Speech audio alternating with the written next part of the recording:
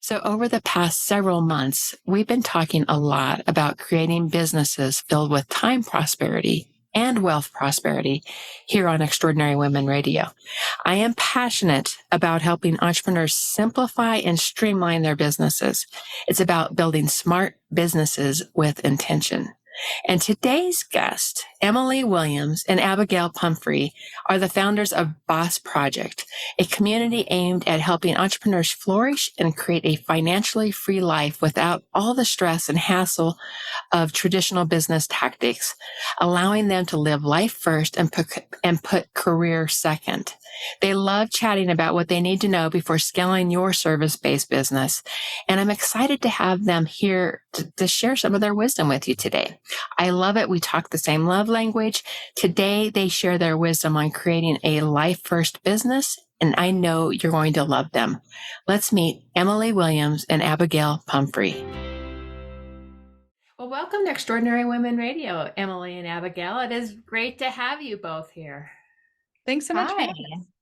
Yeah. So we all speak that love language about no hustle. And that was one of the things that really drew me to you, is that this is such an important part of how we have this passion around creating businesses that are not about hustle. Mm-hmm. So tell us a little bit about your personal story that is how no hustle became important to you. Emylee, do you want to kick us off? Yeah. First, I kind of like to think of it for us as intentional hustle, not necessarily no hustle. Okay. Because I work my butt off sometimes. That's true. As a parent, as a business owner, as a woman, I've worked my butt off a lot.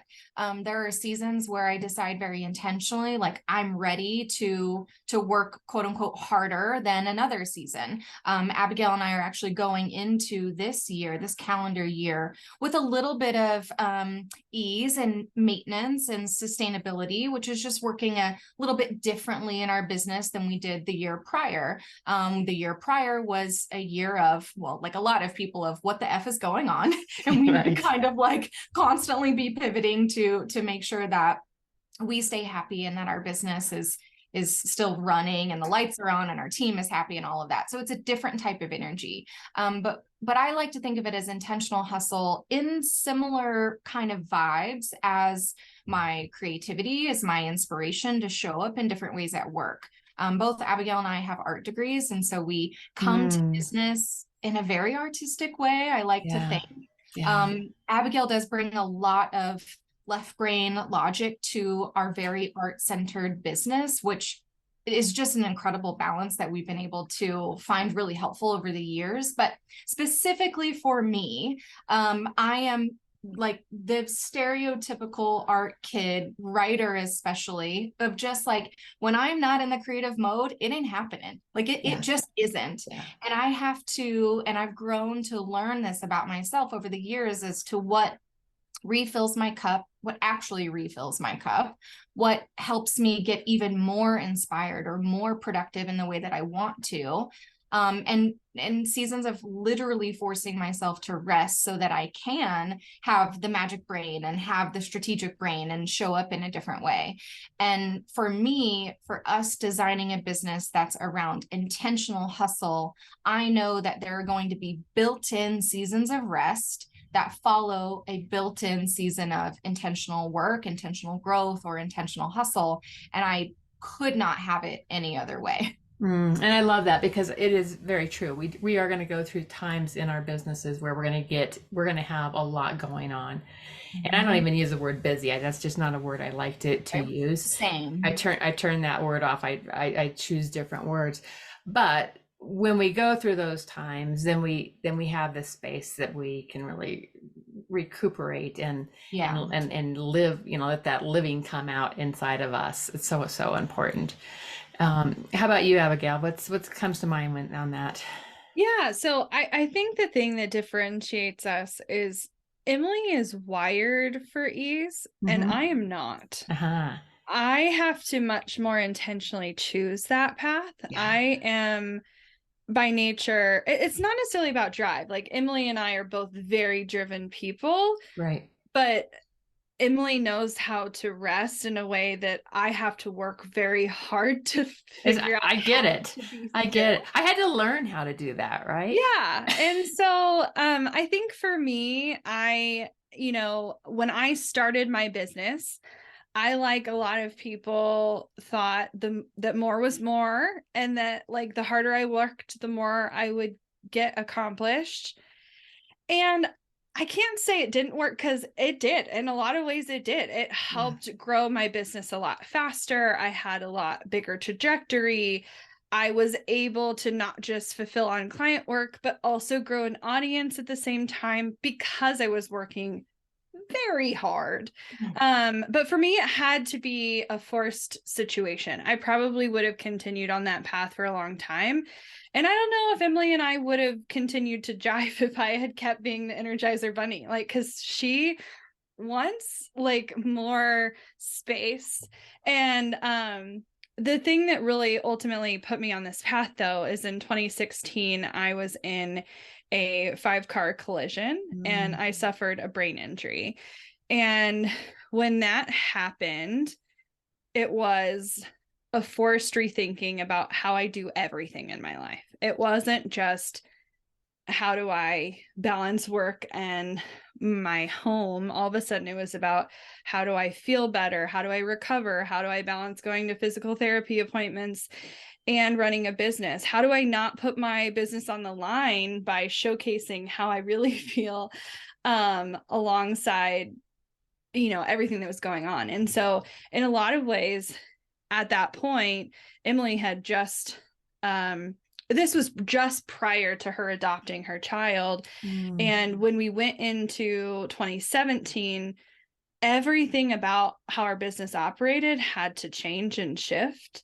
And since then, we just, I don't know whether we came up with it or we learned it somewhere else and adopted it, but we recently recorded a podcast episode about the difference between red, yellow, and green years. And we had a lot of red years where we had to slow totally down and go as slow as we could to like still make the business work, but allow a lot of space for my recovery. And we had our first green year in a long time. After I told Emylee, I was like, I think I'm actually 100% now, which like took maybe 5 years, like years. So, for me, it doesn't come naturally to go slow, to rest and recover. But all of the forced rest has really taught me the value of what it can do for me and the intentionality I can put behind it. And so while if that had never happened, I'm not sure I would be on the same path.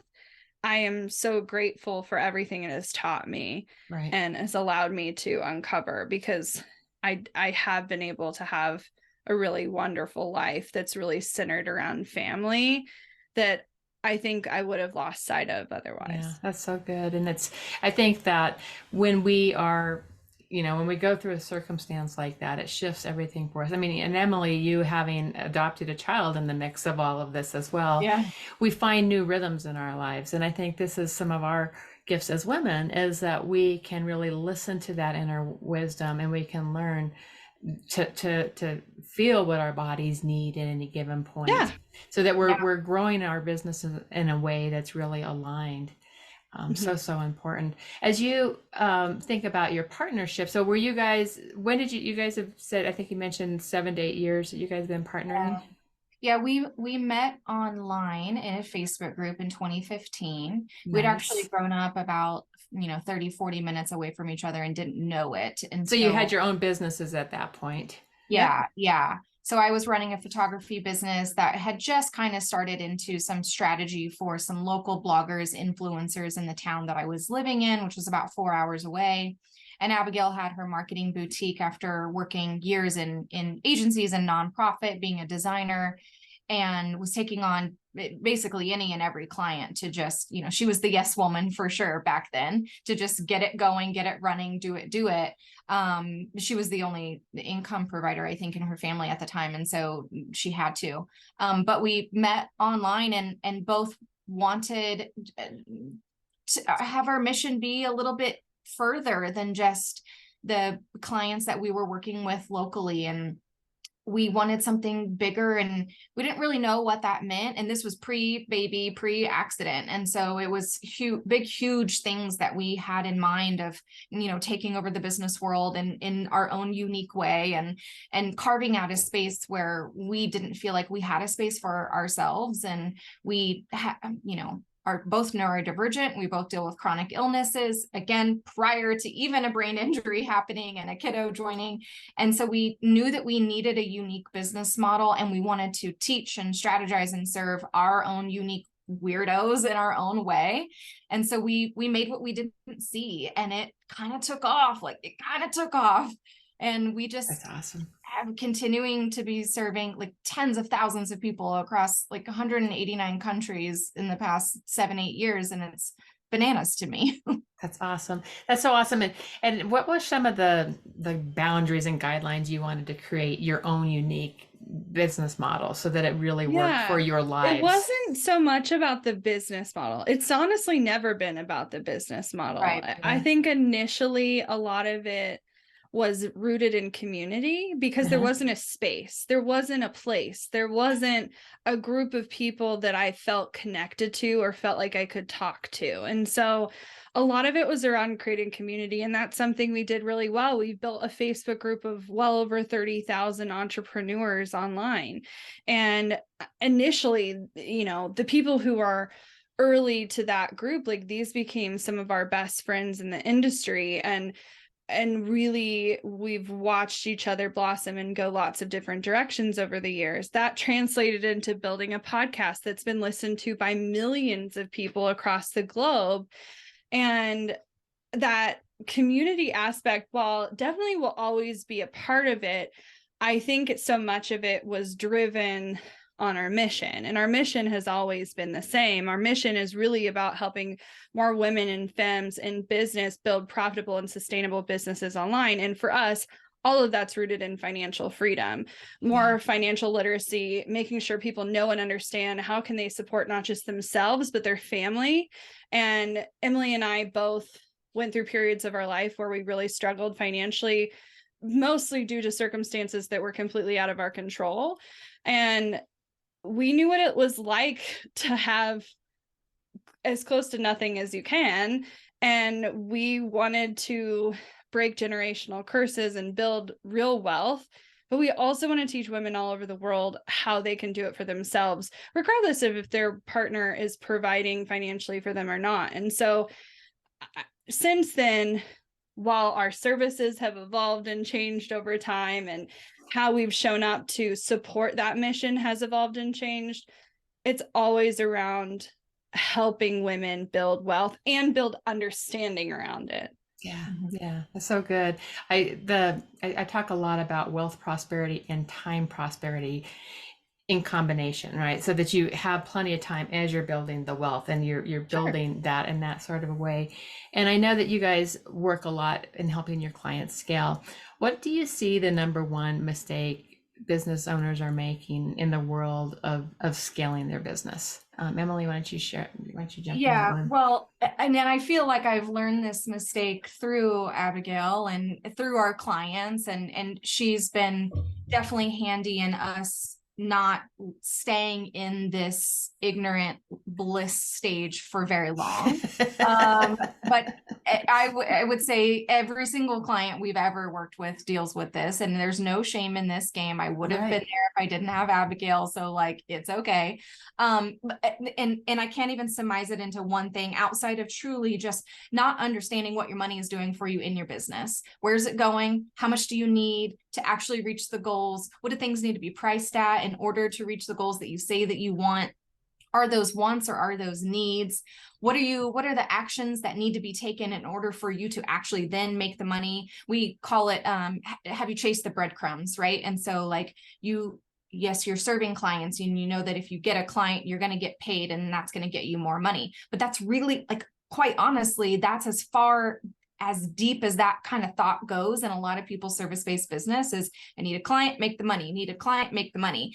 And we like to take a step back and really look at how all the things are weaved together, of like literally the actions that you're taking, the conversions of those actions. What are they and what does that mean? And which ones are you really good at? And which ones do you hate? And which ones do you want to do more of? And which ones are actually effective? And which ones are the most profitable, but also bring you happiness and bring real impacts to your clients? And it's not a tried and true, just this and then that kind of recipe.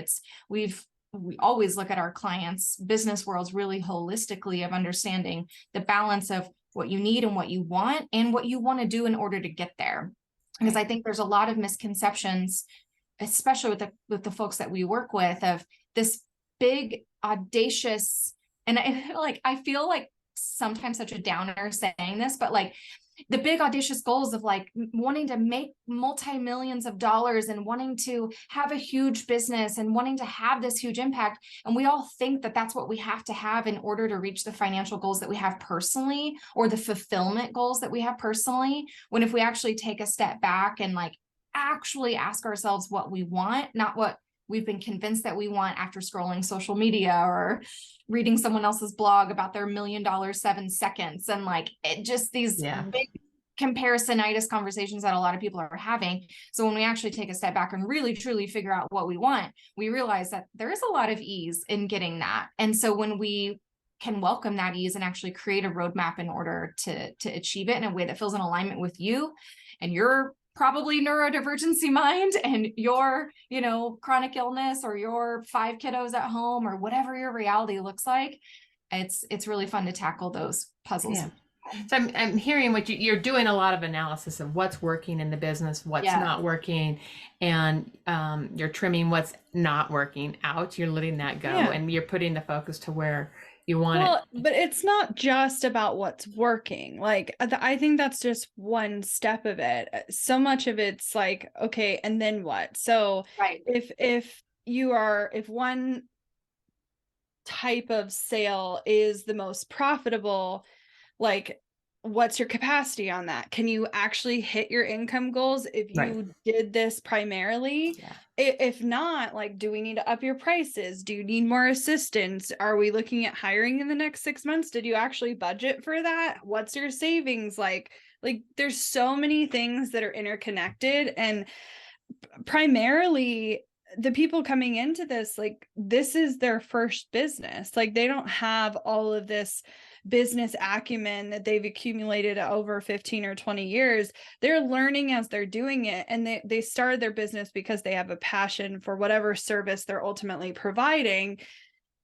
And learning all of those things, like learning what a P&L statement is and like what it can do for you, like, that's new information for them. Yeah, totally. What do you think the difference between growth and scale is, Abagail? Well, I think growth and scale are different. Growth is really about, in my mind, I often think of revenue numbers and how do you put momentum on something, versus scale. I think more of structure. And so, my spouse and my sister are both architects. And so when you look at scale is always a measurement of something. And so if you're looking at a scale drawing, 1 inch may be a foot or 100 feet. But like, when you're developing scale within your own business, it's about all the things interworking together. It's about creating the plan and the roadmap and the operational efficiencies behind the scenes. Growth may be chasing an extra 100,000 in the next 12 months. Scale, and just working really hard and just working hard. And a lot of people can grow. It's just that, right? Yeah. But truly scaling it is the maintenance behind it. It is understanding the operations that are necessary, the team that is necessary to truly support your clients the way they deserve. It's much more intentional. And for you to have the support you need to maintain the business that you're building. Because a lot of people can like make a sale, but like, how about fulfilling you gotta deliver? And how much of it are you delivering all on your own? So it's like, it's the dollars for time kind of thing. You can happen with growth. And then you run into, run into challenges with that. And I think this is part of that. When I talk about time prosperity, to me, it's like, how do I create that openness of space? And I know you guys talk about the life first business. So what does that mean? What does that mean? To me, and kind of tailing back on this conversation a little bit I like to help our clients kind of see, how can we set up a business that isn't just happening to you, right? Where the business exists and the business is running and it can't change because it's just like I'm throwing stuff out there and whatever happens, happens. And then I work my happiness around the results. I work my life around the results, my schedule, my health, my family time, everything else. I work around the results of what is just happening to me. And you might do this with anything, not just business, but we specifically see it happening with business owners. And it started this business, and like I said earlier, the thought is get a client and I make more money, get a client and I make more money. It's rinse and repeat. And we're just letting business happen to us instead of creating the actual structures for us to actually thrive in that, not just for the business to thrive, but for us to thrive. Right. And so what we started to do again, back in, when, I had planned my mat leave. We knew in advance when our daughter was going to be arriving. We had so much time. So we batched content and we batched launching our podcast and we batched selling. We did all of the things. And then Abby was like, oh, also remember that car accident? I have an actual serious brain injury. So I need to do all of these doctor's appointments and I'm going to be gone too while you're gone. So we were both out considerably for probably 6 months until we started to kind of get back to tiny part-time. But so after that, it was like, okay, well, holy heck, how are we going to keep maintaining this when we actually put the life bucket things first and the life intentionality first? Business can always find a way to make room to function in between. And I'm not saying at 3 a.m. or nighttime hours. We're still very firm about our boundaries of being regular daytime office hours. You do what works for you, but it's about being intentional about the things that you actually prioritize. And I found so many people, it kind of bums me out, right? We make these businesses to go off on our own, to create a life that we don't feel like we could get anywhere else, right? I don't want to take that job with that organization or that corporation or someone else, because I wouldn't then get to set my own schedule or drive my kids to school or go get my hair done in the middle of the day or whatever. And we have theoretically all of those freedoms, but then we don't ever do them. We don't leverage it. We don't leverage that. We don't actually get to do that. Yeah. And I don't want to live like that. And so we have to understand where the repriorities actually can be. So how did you guys simplify? What's the way that you simplified obviously boundaries are an important part of that. And I'm a big believer in really good boundaries around our business, how we show up when we're working, all those sorts of things. Yeah.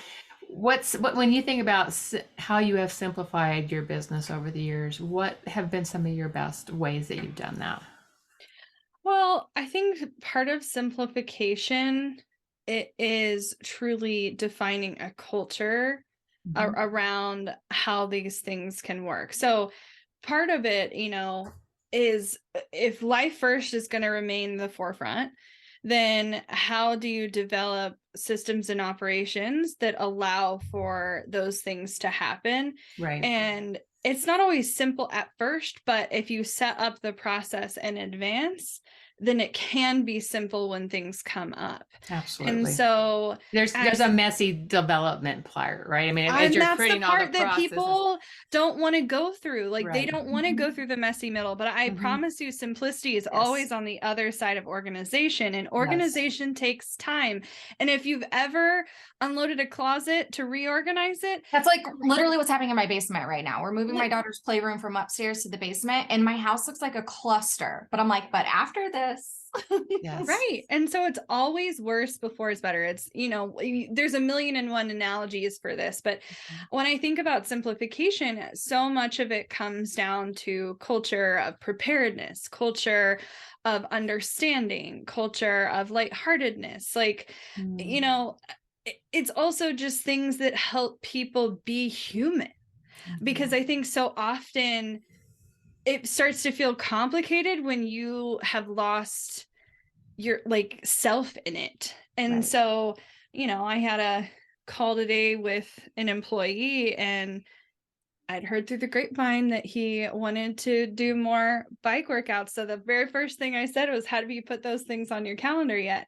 Because not only am I saying that your life is the most important, but I'm demonstrating it by blocking my own calendar to go work out. And then I'm encouraging my employees, like literally in the middle of the day, go take a 30-minute bike ride. Like, I want people to be their best selves. And so it can't be this fluid, light place unless you foster that. Well, and like, it seems counterintuitive to create structure around lightness and ease, but it's so good. I freaking love me some structure. Yeah. And it's one thing to say, oh, okay, I can set boundaries, but especially once you have a team, you've got to create not just the culture, but the literal systems and structure to support living in the boundaries. Like, it is literally just one thing to say it, but here's how you live in it. Here's how I'm going to support you living in it. Here's how I'm going to call you out when you're not living in it, and how I want you to call me out when I'm not living in it. And we have examples of I think we have 6 or 7 values. We have examples of every single one of here's how to live in it. And when we're not, here's how to have a constructive conversation to get you back into it, because that is my priority at the end of the day. So good. So good. And it's the boundaries you're creating for yourselves within those values. What's your top boundaries that you have created for yourself? Either one of you. I think one of the ones that we've been the best at, because there's a lot that are like, there may be a season where we ignore it or whatever, but the one we are so good at is our operation hours. Like, our whole team works 8 to 4 Central, regardless of where they are in the world. So we're synced up, but like, no one can schedule a podcast after hours. Like, no one's checking email after hours. Like, you can wait till tomorrow. Nothing's an emergency. Like, and beyond that, if something does, because there's one team member who has corporate trauma and like will sometimes still schedule things because like they feel like it's utmost importance. I will straight up go in and say, well, now you need to cancel that. And now you have to reach out to that person and explain why you're canceling it, rescheduling That's awesome. So if that feels icky for you, then don't do it in the first Don't do it at the beginning. Like avoid this uncomfortableness by honoring the boundaries of the time constraint. And, you know, it took time to get there, but once we like really were firm about it, it was so easy. And like one of my favorites is, so Abby kind of mentioned it as being lighthearted. But for us, that means literally nothing is an emergency. We are not making people healthy here. We're not curing illnesses. We're not dealing with mental health in the way that like professionals are. Like, we're building websites, we're reading your P&L, we're organizing your books, we're strategizing. While I love to think that I'm impacting your life greatly, like, I'm not saving your life today, right now. And that email can wait. That proposal can wait. The finalization of that critique can wait. Like, everything can wait and can be rescheduled. So not only does our team know that and believe that and is supported in that, like, hey, this came up, I'm not going to be able to get to this first thing in the morning. Great. No worries. I'm literally not stressed about it. But our clients also know that that's our value. And so they know, just because you asked this question at 3:57 p.m., like, you're probably not going to hear back until tomorrow, because I cannot give the best response to that in 3 minutes. And we're about to head out of the office. And it's communicated early, often, in all of the channels in ways that we can. So it's fully supported. And I absolutely know that that value has had huge impacts on how our own clients deal with their clients. Yeah. And that's exactly what I'm thinking, is you're teaching them how to live life with boundaries for themselves. And that's such a beautiful gift to really, because I think that's one of the biggest things, that we have lived in a culture where there's always instant answers and instant responses. And that's part of, I think, our responsibility to help break that. 100%. Because otherwise we just proliferate that into the world. And, you know, that's, I always talk about women's wisdom is the medicine our earth needs. This is some of our wisdom that we have, right? We can do things differently. We can lead differently. So I really applaud what you're doing there. It's a lot more intuitive and with intuition. And it's just flat out saying, like, I don't feel like I can tackle that in the time constraints that we currently have. Can we adjust that? And I can show it for you better if we make this one adjustment. Why wouldn't I want to do that for us? Yeah. Yeah. So good. So good. So what should a service-based business owner focus on instead of marketing? I mean, at the end of the day, the misunderstood part of marketing is that everyone tends to think of marketing in whatever channel tends to be the most trendy. So when we started our business, people were focused on Facebook groups, and then it was Instagram, and then it was Instagram stories, and now it's TikTok, and over time it's also been Pinterest and YouTube and all the things, right? Yeah. But at the end of the day, those are all social platforms. And yes, you can market yourself and market your business on them, but they're not making or breaking people. While absolutely you can grow an audience and monetize an audience, there are so many service providers who have zero social following who are doing quite well for themselves. They may run a referral business. They may run a business where they're kind of part of a chain of events that happens. Like one of the craziest, now they're not a client of ours, but one of the craziest service providers I know in my area, he's cleans up crime scenes for a living. Oh, wow. That guy doesn't need a website and a social following. He needs check out my work, guys. He needs to be friends with the chief of police. Like, you know what I mean? It's relationships. And what is that about? It's about relationships. Right. And so if I were to prioritize anything, regardless of what business you're in, prioritizing relationships is key to all of it. Now, can you take your relationships online or in a social marketing setting and monetize them? Yeah, because they are relationships. But, we have so many things outside of our control in those settings that I want to make sure I'm protecting my business by having real contacts, real people that I know and care about, and maintaining those and growing those. And like, it can be really easy to, we call it like the bubble, like get in your bubble and stay in your bubble and operate within your bubble. And then you're meeting and running into the same people all the time. Girl, I joined the gym like a week ago, like everybody else in the entire world. It had nothing to do with the fact it was January, truly. So it is not about any sort of New Year's resolution. But I tell you what, I took 2-step classes and a Zumba class, and I have met more people in the last week than I have in the last 2 months.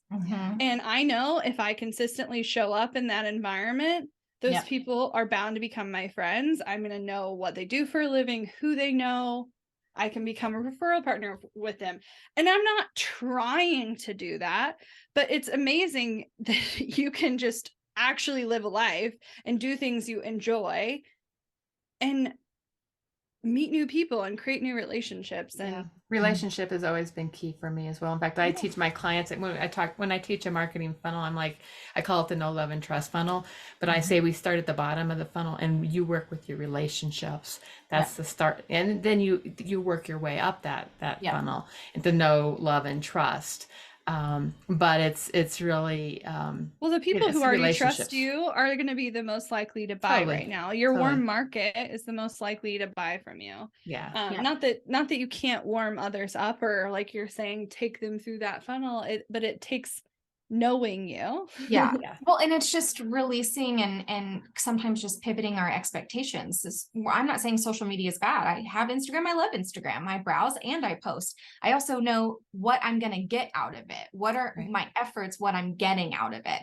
And the struggle bus that I see is just the like, oh, well, I need to grow and scale. And the one thing I need is like thousands of eyeballs on my thing to hope that someone signs up and fills out my lead capture form, to hope that they are actually a quality fit when I hop on a call with them. And that I'm not saying it can't happen, but that length of time is long, and it's not for sure. And so we like shorter lengths of time to the money. So yeah, absolutely. So where can people learn more about your business? Well, We're a lot of places. A lot of places. I definitely would love for you guys to check out bossproject.com. We have a lot of information. You can connect to our podcast there. We're the Strategy Hour on all platforms. We have a blog with a plethora of information, and we would love to also talk to you. So like the best way to have a first line of connection, you're welcome to DM us anytime over on Instagram at Boss Project. But if you want to it's us checking those DMs. Yeah, so. totally. But if you want to like get on the like a Zoom call and actually meet and chat, like we'd love to. So we are actively taking clients for 2023, and you're welcome to go to bossproject.com/waitlist and book a time with me. Excellent. Excellent. So what I always close my interviews with are pearls of wisdom. And since we've got 2 of you today, instead of 3 pearls of wisdom, I'm going to give you each 2. So what are 2 pearls of wisdom, Emylee, that you would like to leave with our audience today? Oh my gosh. Okay. Let me think on the spot here. Okay. So 2 pearls of wisdom that I'm going to leave with y'all. This is weird coming from me because this is typically the Abby advice. So sorry if I'm stealing one of yours. But if you have yet to have a conversation with someone, truly, it can be us, of how the actual steps of the math that need to happen in order for you to reach your goals. Let's have that conversation. I can't tell you how many clients we've worked with of just like serving as their sounding board of the kind of brainstorm of the presentation of facts, and being that fact finder for you within your business is one of our greatest joys that we get to do. And feeling like you're doing this alone and having to guess and just pull numbers and strategies and thoughts out of the air. I know that feeling really well, and it doesn't have to be true all the time. It doesn't have to be reality all the time for you. And so I highly, highly suggest you get someone to sit and listen and kind of pick through some thoughts, and we'd love to be that for you. The other thing that I have found the most beneficial for us, and we talked about it a little bit today, but if you haven't done an exercise yet to actually identify what your business values are, not just identifying what they are, because maybe you already have them, but doing the deeper work and figuring out what does it actually look like and not look like to live in them. What does it look like for you when you're breaking the value and when you're really shining in that value? And actually document that so you can really pick apart, is that the actual value that you want to be living in and hold yourself and your team and your clients to? Or do we need to like dig a little bit deeper and give some actual realistic expectations for how you want to live and run your business and life? Excellent. Thank you. Thank you. How about you? How about you, Abby? Yeah. So there's a million and one things I could say here, but the first one I think is so essential for everyone is to really do an audit of what you need and what you want. And I know that sounds simple, but there's going to be a point in your life, and if it hasn't happened yet, you know, I'm not talking about a midlife crisis. I'm talking like a quarter life crisis. You're going to run into some set of situations where in a lot of ways you've already checked a lot of boxes. Like maybe you're already married, maybe you already have the kids, maybe you already started the business, and you have yet to define what your future actually looks like and what you're striving towards. And you set goals when you were younger, and you sought after them, and you did all of these things, and you change as a human all the time, and some dreams fade and some dreams grow and you add new ones. But like, when's the last time you truly revisited and like, not just in a, oh, I want this, but like, I want this, and what does that mean that I need to do to like step towards that? Like, I don't care if it's a side hobby, or you want to write a book or whatever, but like, okay, does that mean you need more time? Do you need to like mark off a point in your calendar so that you can address some of those things? Maybe it's something you want to do that costs money. Okay, then how are you budgeting for that thing? How are you striving towards it? And I think the more we can give meaning, it makes operating a business so much more fun, because on the other side, you're like, I know when I do this, XYZ is going to come to fruition. And not just because you checked a box, but because you had a goal that you were working towards. And my second advice is that you have to enjoy the journey. Like, good. So many people put it on a shelf and say, when I get here, then I can enjoy it. And that's a good one.